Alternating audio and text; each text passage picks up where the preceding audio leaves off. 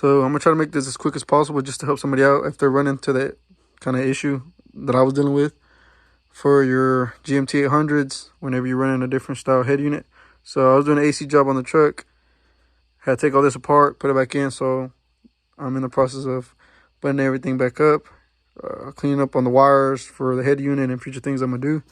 So on, just to touch base on current vehicles, you have your ambient light to detect whenever it's day and night, to turn on your lights to your instrument cluster, evap, or climate control stuff and all that.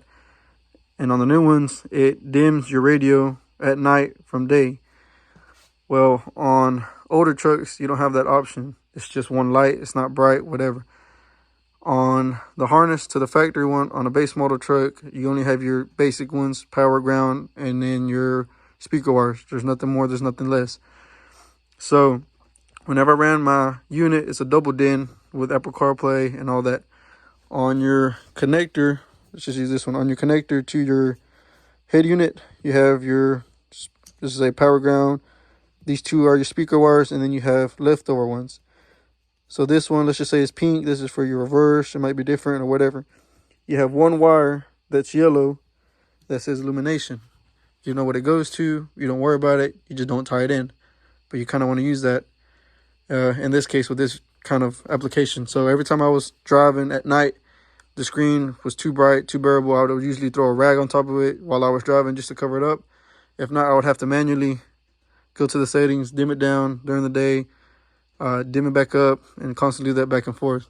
So did my little research and actually found out that that orange wire, like I said, this might be, we're going to consider this the orange wire that says illumination, is for that sole purpose. So that wire just needs a 12-volt signal to dim. You kind of want to find a 12-volt signal here that ties into your headlights or your ambient light on top. I couldn't find nothing here. I was trying to go off of this switch too that, you know, changes from, I mean, you can manually turn on and off your headlights.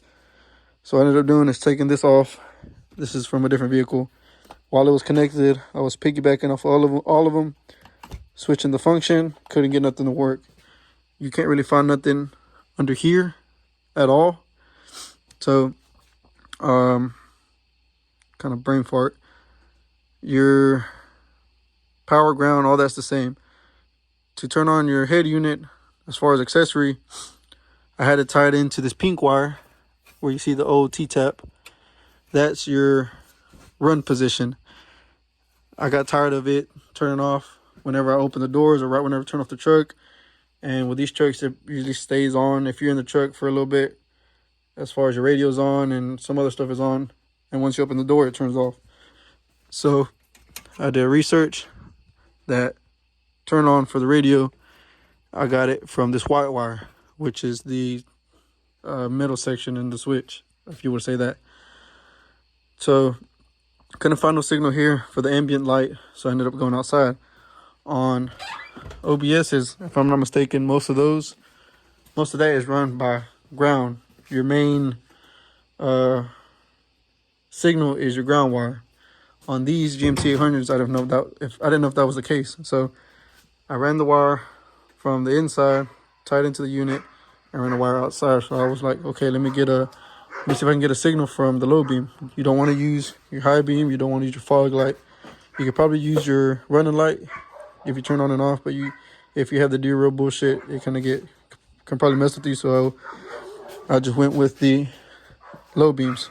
So this is already a T-tap that I ran into some other auxiliary stuff. So what I ended up doing is just getting the wire that I ran from the unit and just poked it in there.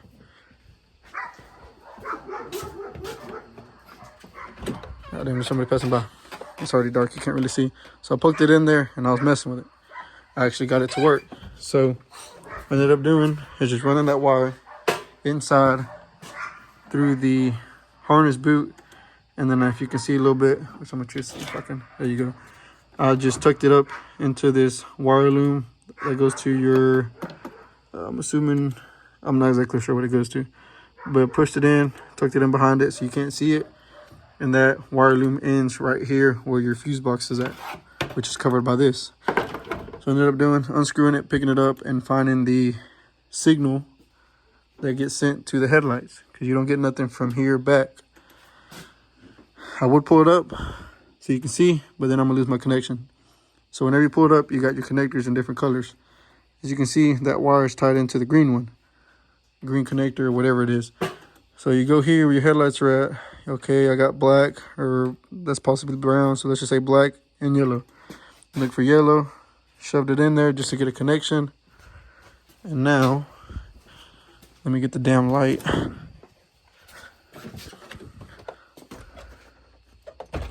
Let's see.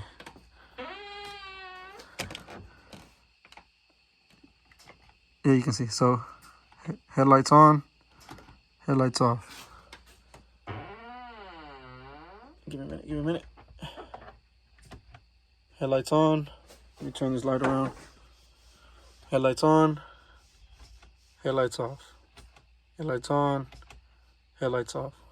So, if you want to run, just to sum it up, if you want to run your ambient light on your double din on a GMT800 truck, this is the only process and only possibility you can make it work. If not, you're gonna have to go through wiring schematics and diagrams to actually find something behind the cluster or anything like that. So this is the easiest way that I've seen to do it. Just get your wire, tie it to it, pull an extension through the boot, through the wire loom or whatever. Take off your cover for your fuse box. Unbolt the fuse box, pull it up. It's your green connector. If you're gonna go off like me, to your driver's side low beam, it's your yellow wire. You can locate your yellow wire and you just shove it in there, test it, see if it works. If it does, then you can use that as far as a signal. So what I end up doing is trying to keep it under this box. So I'm gonna use is another T-tap and just tap into the yellow wire and you should be good from here on out. But that's which, as far as one take, and it's been taking 7 minutes so far to do this video. This is the best explanation I can do to help you out with your radio and aftermarket unit whenever it comes to being. This is a quick explanation to help anybody out with the GMT800 trucks whenever you run a double din or a screen. And